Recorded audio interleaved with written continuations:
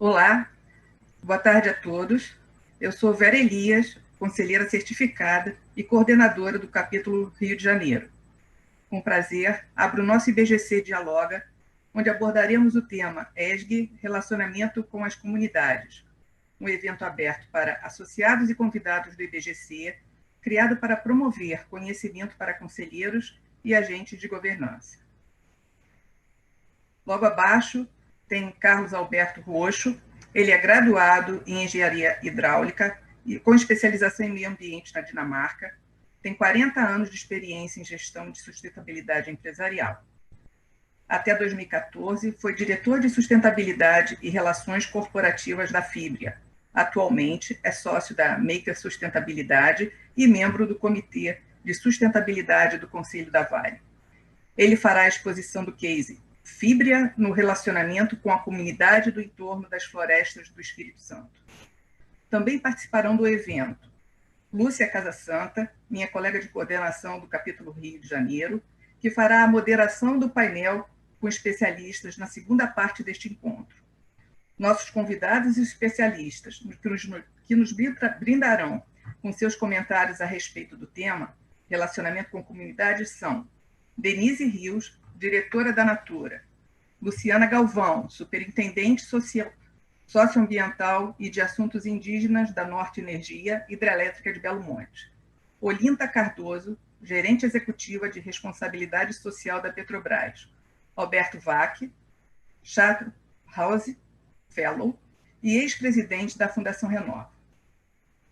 Nesse evento, todos poderão fazer perguntas no chat, endereçadas ao expositor e aos especialistas, que comporão o painel. Eles responderão futuramente por e-mail, direto a quem perguntou. Esse fórum é um espaço criado para viabilizar conexões positivas. Por isso, sua opinião e participação são muito importantes. Enviem comentários e sugestões de temas para transmissões futuras.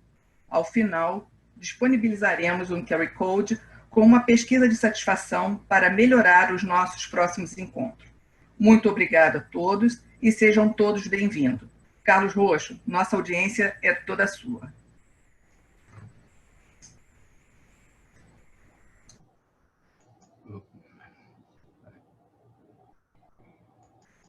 Muito obrigado, Vera.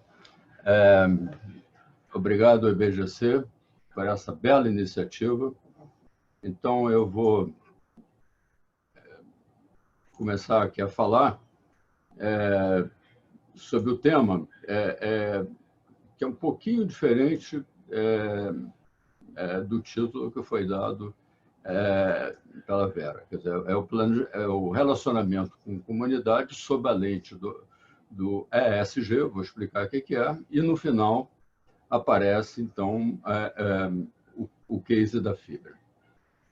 Bom, relacionamento com comunidades. Eu achei que, para vocês entenderem como é que eu vou fazer uma espécie de loop, do mais geral até chegar à Fibria. Então, o storyline é esse: as mudanças no ambiente de negócio, as respostas das empresas ao ambiente de negócio, através de uma visão sistêmica, os elementos, que é o ESG, que eu estou chamando, elementos principais do ESG. Um dos elementos é a gestão social, então vai caminhando para a gestão social. Um dos elementos da gestão social é o relacionamento com as comunidades. Vou falar, então, de alguns conceitos importantes, 3 conceitos que eu acho importantes sobre relacionamento com as comunidades, aí entramos no caso da Fibria. Eu achei importante ter essa storyline para vocês acompanharem. Começando pelo ambiente de negócios. Nós todos somos habitantes desse mundo, vemos o que acontece.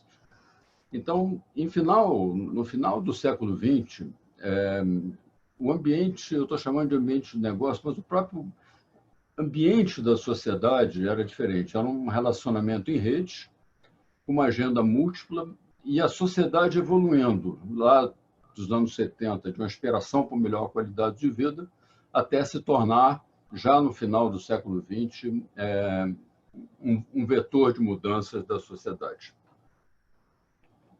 No século XXI, nós vemos um ambiente completamente diferente. Aquilo que nós achamos que estava estabelecido, sociedade em verde, em rede, virou um ambiente atomizado.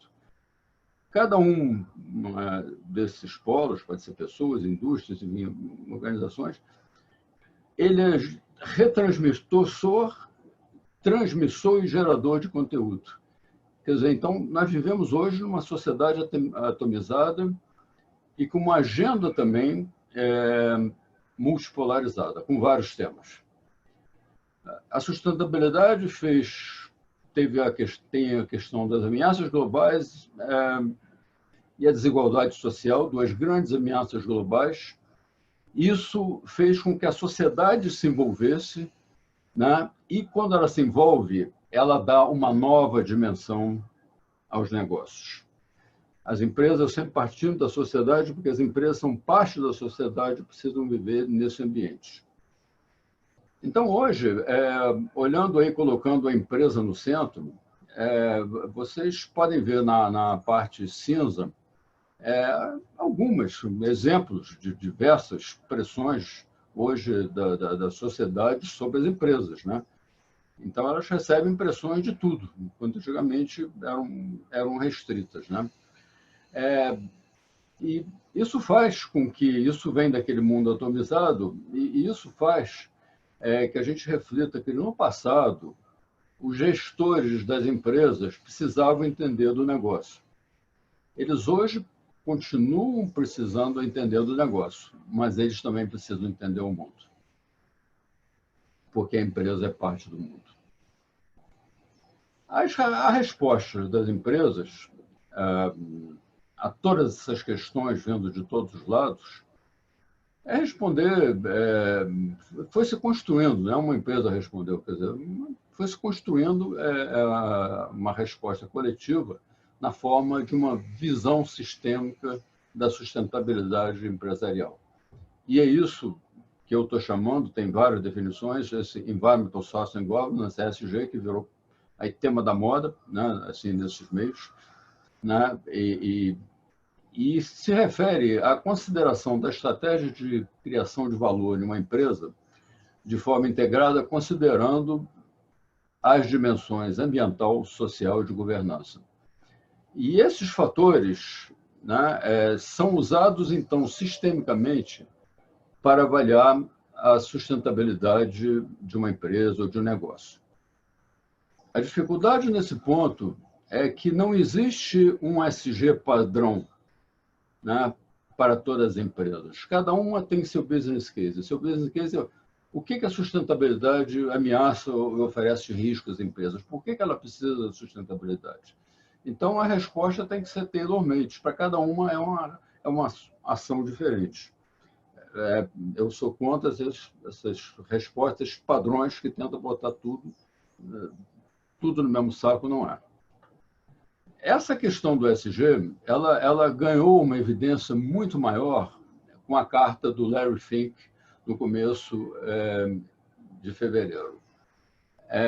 O Larry Fink, quem é ele? É simplesmente o chairman e o CEO do maior fundo de investimentos do mundo. Então, ele conduz o debate, ele é um dos que conduz o debate. E da carta dele eu tirei 3 pontos que eu acho importantes, que as empresas elas têm que gerar valor de longo prazo, né? Claro que também de curto prazo, né? Mas também de longo prazo, até porque nós temos um envelhecimento da sociedade, os acionistas hoje, investidores, querem ver lá na frente como é que são suas aposentadorias. Então, ela tem que gerar valor de curto, mas também de longo prazo. Além disso, as empresas precisam mostrar que estão dando uma contribuição positiva para a sociedade. E ele julga que justamente esse enfoque sistêmico de ESG ele é fundamental para poder avaliar a empresa. Então, o que está aí no último parágrafo, o que ele está dizendo, que eles estão crescentemente considerando essa abordagem sistêmica ESG nas decisões e nos processos de investimento deles. Visão sistêmica de sustentabilidade. O que ela é? É considerar uma série de elementos que são, aí um exemplo, alguns dos elementos principais de uma visão da sustentabilidade empresarial. Há outros, mas esses são os principais.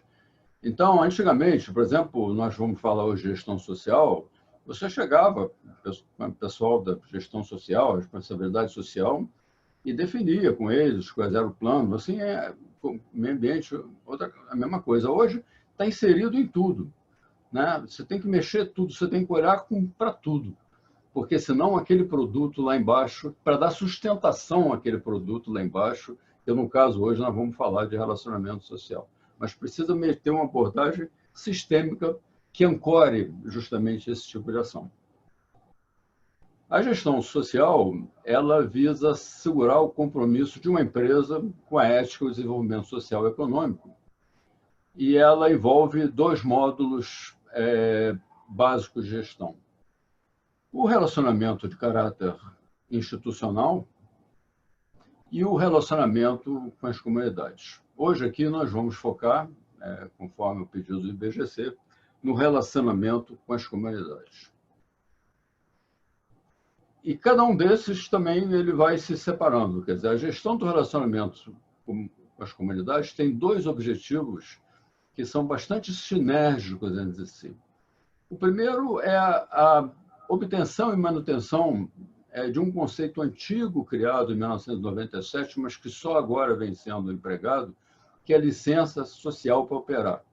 Quer dizer, quando a comunidade para uma fábrica, para um porto, para uma linha de trem, para não sei o quê, significa que ela retirou a licença social para operar.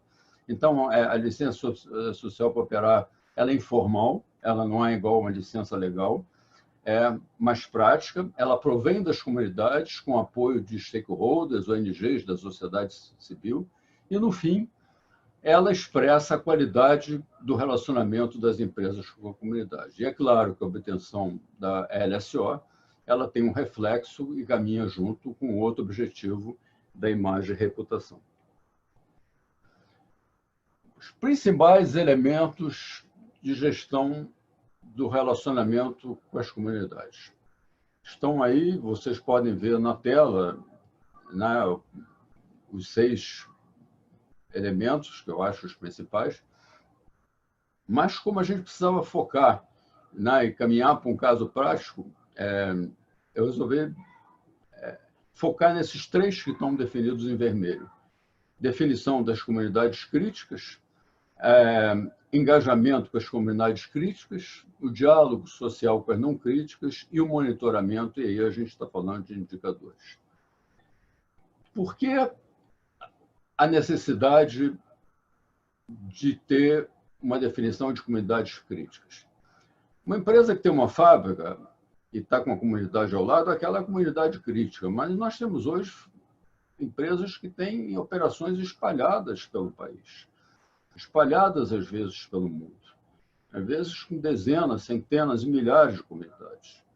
E é querer muito, uma ambição muito grande você querer tratar com todas ao mesmo tempo. Então, você tem que eleger necessariamente aquelas que são as mais críticas sob o teu ponto de vista. Não quer dizer que as outras não sejam importantes, mas essas são as críticas e devem ser priorizadas. Os critérios para definir se a comunidade crítica ou não, ela considera, primeiro, o impacto gerado pelas atividades da empresa sobre essas comunidades. E, em segundo lugar, o risco que essas comunidades podem apresentar para as operações das empresas. São esses 2 fatores. Então, a forma de relacionamento com as comunidades críticas, elas são, vamos dizer, as prioritárias sob esse ponto de vista de impacto e risco, ela tem que ser feita de uma forma muito especial. E a ferramenta principal que eu gostaria de situar é a questão do engajamento. Que nós conhecemos nas nossas relações sociais, nós conhecemos a pessoa, nós primeiro conversamos, depois vamos aprofundando a amizade, raras são as pessoas que já começam melhores amigos do mundo, o melhor casamento do mundo. Então, o engajamento. O que é engajamento? É um processo de relacionamento de maior profundidade, estruturado e regular, tem que ser sempre, na forma de uma jornada, em que é preciso escutar as comunidades e buscar soluções de curto e de longo prazo. Geralmente, os engajamentos devem começar de uma forma informal, é como no namoro. Imagina se você começa um namoro oferecendo uma aliança, né, de noivo. A outra pessoa cai fora. Você tem que começar informal e vai crescendo, né, na forma de uma jornada e procurando essas soluções em um ritmo que respeite o tempo social das comunidades. Tem um ponto a destacar, porque as empresas têm um tempo próprio. Cada um de nós tem o seu tempo próprio. Mas, se você definir em dois grandes grupos, as empresas têm um tempo próprio e as comunidades têm o seu tempo. E uma das falhas que eu mais vejo das empresas é querer que as comunidades sigam o tempo delas, empresas, quando elas têm seu tempo que precisa ser respeitado. E com as demais comunidades, tem que ter diálogo, você tem que ir lá sempre, tudo não precisa ser uma coisa assim tão aprofundada, tão trabalhada como com as comunidades críticas. A partir daí surgem, das comunidades críticas, a partir daí surgem soluções. Né? Desse engajamento surgem as soluções. E depois que devem ser construídos em conjunto, entre as comunidades e a empresa, desse processo de engajamento.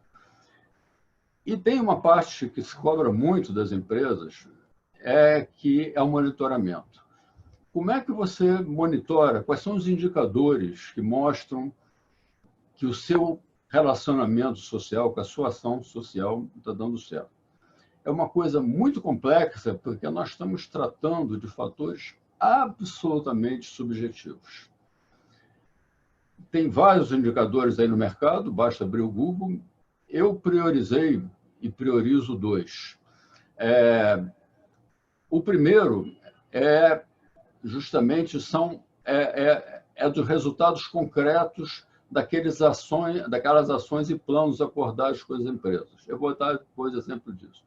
Geração de renda dos projetos apoiados pelas empresas, avanço nos cronogramas de projeto, o que ela está fazendo, com cuidado de não incluir o que eu vejo muitas empresas fazerem, questões que estão fora do controle dela, IDH, né, nível de médio de renda, nível de desenvolvimento do município, porque isso sofre a influência de fatores que não dependem das empresas.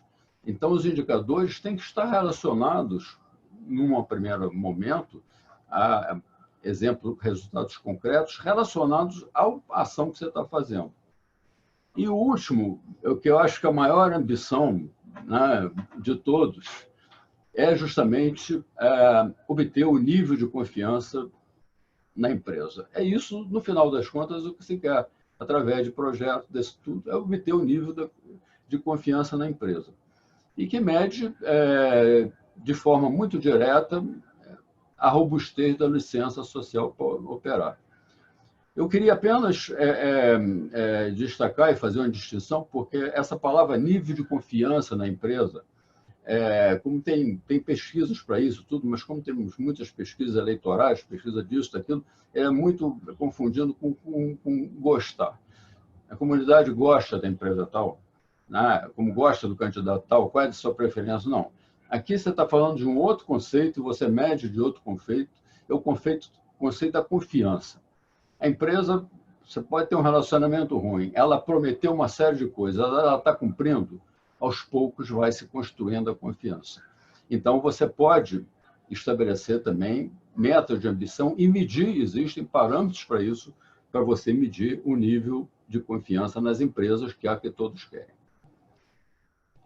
Como exemplo, eu vou dar, então, o caso da Fibra, a empresa que eu trabalhei e deixei por aposentadoria em 2014, e uma empresa que teve um ciclo longo e que continua, e em diferentes perspectivas, começou com Aracruz Florestal, depois virou Aracruz Celulose, uma fábrica inaugurada em 78, depois houve uma outra junção com a Suzano, com a Votorantim, e foi criada a fibra, da qual eu vou falar, porque na época o que existia era a fibra, e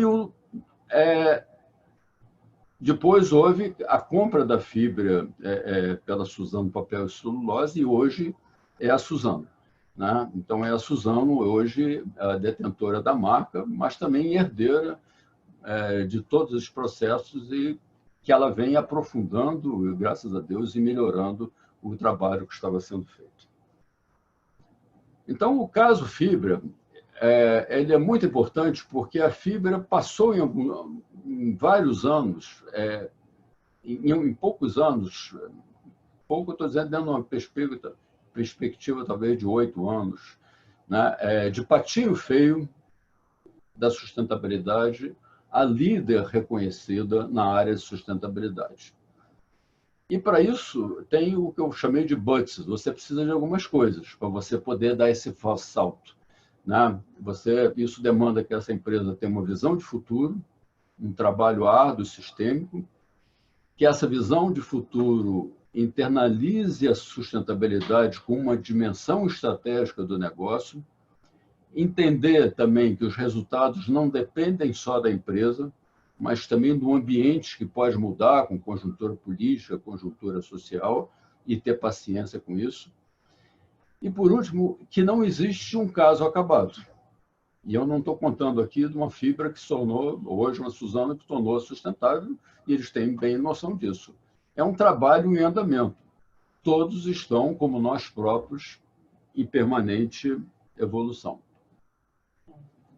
Caracterizar quem era a fibra, em 2014, era líder mundial na produção de celulose de eucalipto e com planos de diversificação muito interessantes, que estão mantidos pela Suzano, que é de produzir, a partir das florestas de eucalipto, biocombustíveis e biomateriais, justamente para substituir os fósseis, tanto em termos de combustível quanto os materiais. Ela tinha essas fábricas todas estão apontadas na Bahia, né, no Espírito Santo e no Mato Grosso. Tinha uma presença global consolidada, estão aí os mercados que a fibra atendia com a sua celulose, e era líder absoluta em celulose de mercado. A fibra, em 2014, ela produzia 5.300.000 toneladas. O segundo lugar vinha a April, com 3 milhões. Para dar para vocês um sentido do que significa a Suzano, significou, então, a compra da Suzano, a formação da Suzano. A Suzano, ontem, o Walter Schalke, o presidente, está dizendo que a capacidade instalada é de 10,4 milhões. Então, o Brasil está vocacionado. Essa é uma área de excelência do Brasil, em que a empresa que mais produz tem uma capacidade de produzir quase 11 milhões de toneladas, enquanto a segunda no mundo produz 3 milhões. É uma liderança destacada nesse setor, como no setor agroflorestal de forma geral. A fibra também tinha uma base florestal de plantio de eucalipto, 500.000 hectares, e com a conservação aí de 284.000 hectares de reservas nativas intermediadas, justamente para você ter um ambiente equilibrado, tanto em função do meio ambiente, mas também em função da produção, porque sem isso os eucaliptos ficam muito sujeitos a doenças e tudo. Então, vamos do conflito à cooperação. E vamos começar com o conflito. E o conflito, eu achei que o melhor para começar o conflito é mostrar o conflito fotograficamente. Porque palavras você fala o que você quiser, né? Já imagens não. E aí nós já temos, já no primeiro slide, uma imagem do conflito de um índio cortando o eucalipto. Em maio de 2005, nós tivemos a invasão de terras da então Aracruz pelos índios, incêndios florestais disseminados em toda a sua base florestal. Estão aí, então, fotografias de invasões, dos conflitos com as comunidades indígenas. Uma invasão da fábrica, que é um caso meio raro, né? Invasão da fábrica em outubro de 2005. Eles não pararam as operações, mas invadiram as áreas administrativas. Foram para a Alemanha. Eu estou falando isso para mostrar como era grave esse conflito. Foram para a Alemanha e fizeram um protesto em frente a uma fábrica de papel da Alemanha, cliente na época da Aracruz. Imagina vocês o que isso quer dizer. A Alemanha é um pouco como a Suíça. Dizem que quando a Suíça, o trem atrasa 10 minutos, é a manchete do jornal do dia seguinte, porque é o diferente, o esperado é que o trem venha na hora.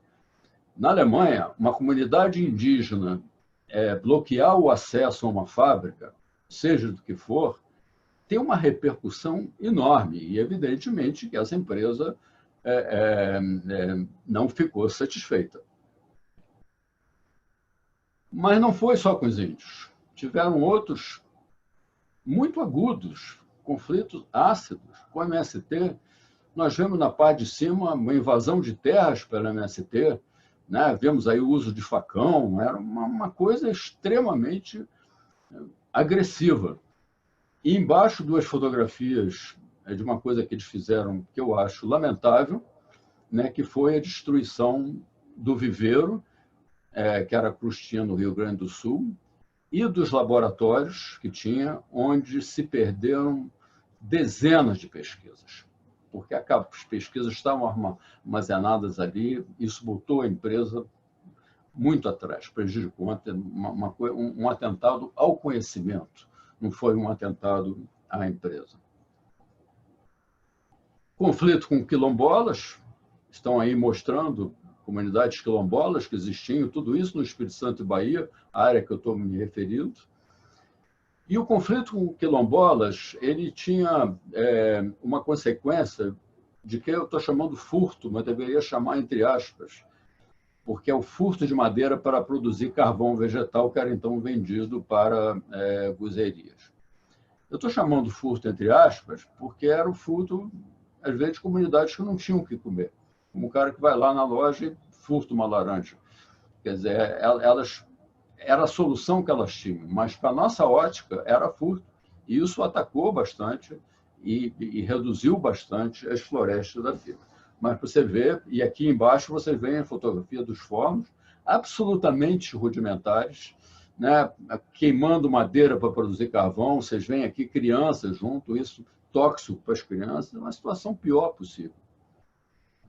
Então, os principais conflitos desses impactos foram, primeiro, a perda de terras para os índios, 11 mil hectares que foram demarcados como terras indígenas, furto de madeira, aí 320 mil hectares, começou a faltar madeira para a fábrica, bloqueio de rodovias, transporte de trabalhadores e madeira, a participação do mercado. Olha, um conflito dessa natureza na área florestal, que era em torno das áreas florestal, você não conseguia ter os principais certificados. Nós vamos ter hoje como debatedor o Roberto Vaque, que era chairman do FSC, é um dos sistemas de maior credibilidade do mundo de certificação florestal, e nós não conseguimos. E os clientes começavam a pedir esses certificados, a gente não tinha. Então, os investidores começaram a ficar preocupados. Se essa empresa está com pouca madeira, está com dificuldade de vender para os clientes, né? E aí, quais são os riscos que nós corremos? Né? Além do fato dos investidores institucionais terem se tornado eles próprios alvo de algumas campanhas e alguns desinvestiram. E, evidentemente, a imagem e a reputação. Na época da era Aracruz, e eu falo Aracruz com muito orgulho de ter pertencido a Aracruz, porque esses problemas eram da época da Aracruz, num ambiente que era diferente de hoje, é muito difícil julgar, o MST julgava que as multinacionais eram inimigas número 1 e tudo, mas eles começaram a ser resolvidos também no período da Aracruz, e aí continuaram pela Fibra. Então, eu tenho muito orgulho de ter sido parte também da Aracruz. A imagem da Aracruz era associada a uma excelente performance técnica, era um reloginho suíço, mas com problemas críticos de sustentabilidade. E aí vem a parte boa, que é marchar do conflito para a cooperação. Para acontecer isso, nós precisamos ter um esforço integrado de todos os setores da empresa, liderado pelo conselho e pela diretoria, dentro de um enfoque sistêmico, ESG, embora essa sigla não existisse na época. Quer dizer, não existe um herói que vai lá e faz. Precisa ter uma abordagem sistêmica, e isso é o que foi feito para poder, então, começar a tentar solucionar o problema. Esse enfoque gerou várias soluções, eu estou apenas listando, e que deram suporte depois ao que eu vou entrar logo a seguir, que é a ação social. Eu estou apenas citando algumas delas. A missão e a visão ela foi reformulada de forma a destacar a contribuição à sociedade, a estrutura de governança, com a criação do Comitê de Sustentabilidade do Conselho, com membros independentes, e vejam que coisa importante, esses comitês da Aracruz, depois da Fibra, tinham como líderes, como coordenadores, os chairmans da companhia, tanto da Aracruz quanto da Fibra. E nós tivemos uma felicidade enorme de ter dois chairmans que são hoje, ainda para mim, pessoas de referência. O primeiro foi o seu Erlen Lorentzen, que é bastante conhecido, e depois o José Luciano Penido, já na Paz da Fibra, que foi também um inspirador tremendo e um líder das mudanças, e eu presto também homenagem a esses dois líderes. Materialidade, nós fizemos. O relatório de sustentabilidade, eu vou falar de comunicação depois, mas o que eu vou falar de comunicação está aqui, no relatório de sustentabilidade. Foi uma mudança total do conceito. Os relatórios de sustentabilidade, antigamente, eram feitos como se fossem, era greenwashing, eram propaganda das empresas, o que elas tinham de boa e tudo, né? E nós mudamos completamente, né? Ele passou a ser, primeiro, um relatório integrado, né? Nós passamos a chamar relatório Fibra, tinha dimensão social, ambiental e econômica, passou a ter equilíbrio na abordagem, mostrando os diferentes pontos de vista, os nossos e os dos que estavam em conflito, transparência, absolutamente transparente. Nós vimos aquela slide do mundo atomizado, várias fontes, as fake news. Ganha quem conseguir credibilidade, e só consegue ter credibilidade aqueles que têm transparência. Então, para as empresas, para mim, a transparência hoje é um dos atributos principais para você obter confiança e conseguir crescer. A ausência de altos elogios, uma concisão narrativa, abordagem das questões críticas não eram escondidas, eram todas mostradas, inclusive a gente botava depoimentos de quilombolas, de índios, das partes interessadas no relatório e falava dos casos, a versão deles, a nossa versão, e a inserção dentro desses relatórios da avaliação de renomados leitores externos, que então eles falavam do que havia de bom e o que havia de ruim. Então era um processo de muita transparência que foi fundamental e que se refletiu em toda a comunicação. Um outro ponto também muito importante foi o estabelecimento de metas de longo prazo, e aí eu estou me referindo apenas às duas sociais, que é a melhora do índice de confiança na empresa por parte das comunidades, veja a ambição, melhorar aquilo, e o empenho para que os projetos se tornassem autossustentáveis. Engajamento com stakeholders, então aí não só com ONGs, os vários fóruns multi-stakeholders onde houve uma participação ativa, né, da Fibra, e a inserção da sustentabilidade. Isso é fundamental, essa participação nesses fóruns, você ser um deles, né? Tem alguns que eu gostaria de destacar, como o WBCSD, World Business Council for Sustainable Development, o The Forest Dialogue, o Diálogo Florestal Brasileiro, o CEBED, que quase todos conhecem, né? E hoje, no que eu acho que é o maior exemplo de coalizão e de fórum comum, que é a coalizão Brasil, Clima, Florestas e Agriculturas, que tem cerca de 200 membros da indústria florestal, indústria agrícola, ONGs, academia, enfim, é um fórum importantíssimo e é importante participar. E inserção da sustentabilidade na cultura da empresa. É muito difícil, mas se consegue através de workshops e principalmente mostrando que a empresa precisa escutar. Então, metas do conflito ou cooperação, eu vou agora dar os exemplos. Né? Primeiro, foi estabelecer 2 metas sociais, né? Para 2025, dentro do conceito de metas de longo prazo. Atingir 80% de confiança das comunidades vizinhas, na época a gente não media, mas devia ter cerca de 20% a 30%, então, para vocês verem como isso era ousado, era um salto, e 70% dos projetos que a gente fosse apoiar deles, que eles viessem das comunidades e se tornassem autossustentáveis. Para quê? Para deixarem de depender da empresa, que fossem adiante. O exemplo, acho que a metodologia geral está resumida nesse slide.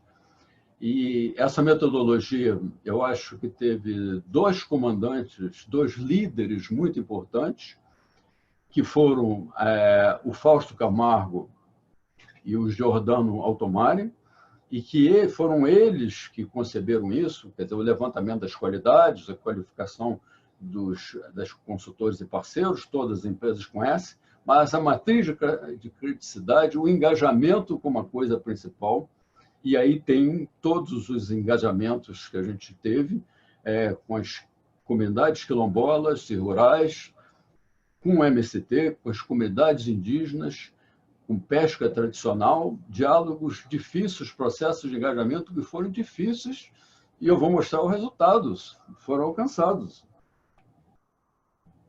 Número de famílias nesse processo, 4.400 quase, e considerando outros que não de comunidades críticas, quase 8.000. E agora os resultados. Quer dizer, com as comunidades agrícolas e quilombolas, tinha o DRT, que era um plano de apoio à agricultura familiar, né? E a Fibra oferecia orientação, né? O protagonismo tinha que vir das comunidades, e nota que esses projetos nasceram do engajamento, por as comunidades que queriam esses projetos. Então, elas associaram, lideraram, elas assumiram o protagonismo e liberaram. Aí, retratos das áreas plantadas por eles, né? Produzindo também em associações e tudo, agregando valor. Nós dávamos assistência técnica para ajudar nisso, mas eram eles que faziam. Né? E, para mim,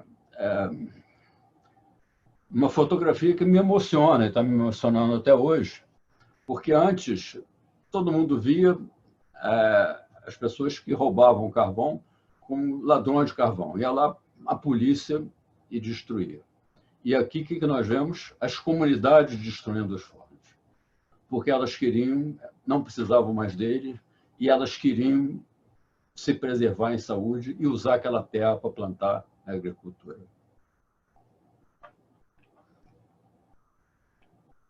Um outro projeto muito importante foi com o MST, aquele que invadiu, que destruiu laboratórios. Nós conseguimos, através de tudo isso, gente, através de processos de engajamento. Nada disso nasceu de repente. Foi uma construção ao longo do processo de engajamento. Então, eles ocupavam 5 fazendas, mas não podiam produzir, porque eles eram ocupantes. Houve uma desapropriação amistosa dessas fazendas. Nós, com assistência técnica, apoiamos, então, um modelo de sistema agroflorestais, a construção e implantação de um centro de educação florestal. E uma fotografia completamente diferente daquela, né? essa fotografia mostra o MST, na Bahia, oferecendo uma galinhada para a fibra. Aqui aparece o Marcelo Castelli, que foi um dos nossos presidentes. Nós tivemos também a sorte de ter dois líderes, dois presidentes excepcionais e muito sensíveis, que foram primeiro o Carlos Aguiar, depois o Marcelo Castelli, aí o governador Jacques Wagner, o líder do MST, dentro de um local do MST, e aqui o Penildo, que eu me referi antes, sendo abraçado por um líder do MST. Com comunidades indígenas, se criaram vários projetos de produção agroecológica, apicultura, restauração ambiental, cultura e educação, que ainda estão avançando, como eu disse. Isso é uma jornada, não é um fim de jornada. Aqui algumas fotografias. Por último, o monitoramento, que eu tinha falado dos resultados. Como é que você mede o que você vai fazer? O que você quer? Então, eu estou dando dois exemplos daquilo que eu falei antes. Primeiro, o aumento de renda das comunidades que se engajaram, entraram nesse processo de engajamento, né, e construíram elas mesmas os seus projetos. Vocês notem que na Bahia, em 2014, quer dizer, era uma consequência direta do projeto. Então, isso a gente pode dizer, não, isso é um indicador. Porque em 2014, 2012, nós tínhamos 73% ganhando até um salário mínimo e 4% entre 1 e 4. Em 2000, aqui os números estão errados, acho que isso aqui foi antes. Aqui a renda declarada de 2013 foi de que 52% já estavam com salário mínimo e 42% entre 1 e 4 salários mínimos. No Espírito Santo, é a mesma coisa. Não, os números estão certos, é porque os projetos nasceram nessa época, né? E a gente vê também pessoal que ganha entre 1 e 4 salários mínimos pulando de 9% para 47% entre 1 e 4 salários mínimos. E são projetos que continuam a evoluir, e esses que ganham até um salário mínimo, porque foi uma fotografia do momento, isso é um vídeo, certamente esse número vão crescer. E o último, já quase fechando a palestra, é o que eu falei do índice de confiança. Você faz isso e você quer construir, você constrói, porque no começo do engajamento, não, nós aqui, eles ali. Aos poucos vocês vão se conhecendo, começam as pessoas a se entenderem, e ao longo disso tudo, você constrói não só projetos, mas você tem como um subproduto importantíssimo, que é a construção da confiança, que é importante para o futuro. Então, esse índice, por exemplo, em 2013, era de 73%. Isso, como eu falei, alguns anos antes era de 30%. Foi um salto, tem várias metodologias para isso, não é um índice de se gostam, de gostam. Ninguém chegava e perguntava, vocês gostam da fibra? Não, não. Vocês confiam? Eles fizeram projetos para vocês acham que vão dar certo? Aqueles projetos que elas fizeram, eles estão caminhando certo? Vocês acreditam que a empresa está cumprindo aquilo que prometeu? Isso é a construção da confiança. Alguns não gostavam da empresa, mas tinham confiança de que aquilo acordado estava sendo levado para frente. E é isso que a gente buscava. Enfim, ninguém faz isso sozinho, né? Nós tivemos uma série de parceiros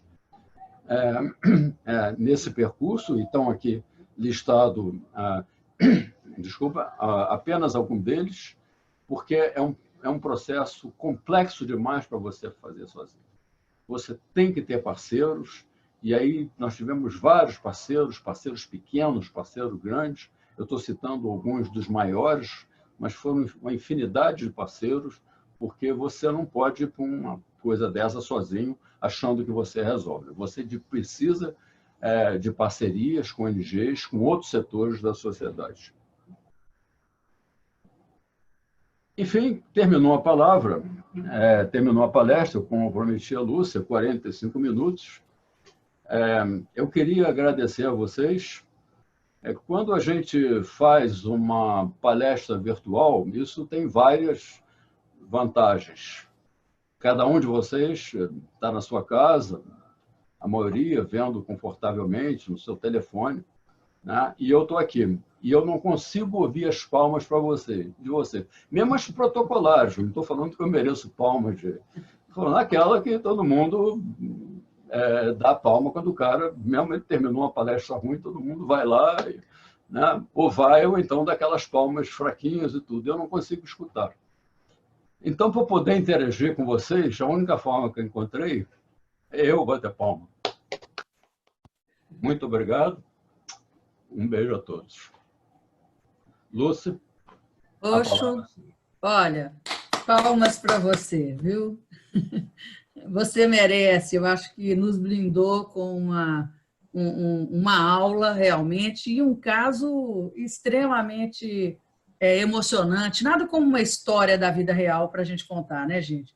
E isso é que nos motivou a fazer exatamente o que nós estamos começando hoje, um ciclo aqui organizado pelo IBGC do Rio de Janeiro, capítulo do Rio de Janeiro, um ciclo para diálogos sobre as questões de ESG. O tema escolhido hoje foi o relacionamento com comunidades, e a gente escolheu essa história, esse caso emocionante, instigante, excitante, todos os antes que a gente puder falar, que a gente sabe que é uma história bacana. E a ideia era exatamente essa, trazer um caso da vida real. Porque a gente fica falando em questões ambientais, isso mistura um pouco com ideologia, com filosofia, e a gente queria ver na prática como é que isso funciona. Que alguém nos colocasse na clareza que o Roxo colocou. Foi um presente, eu tenho certeza que os participantes aí estão adorando de estar ouvindo isso. Então, nós vamos partir para o segundo bloco aí desse nosso encontro, que a gente trouxe convidados não menos importantes, só que não vão caber as histórias de todos que estão aqui, infelizmente. Eu acho que a gente realmente teria assunto aqui por um dia inteiro.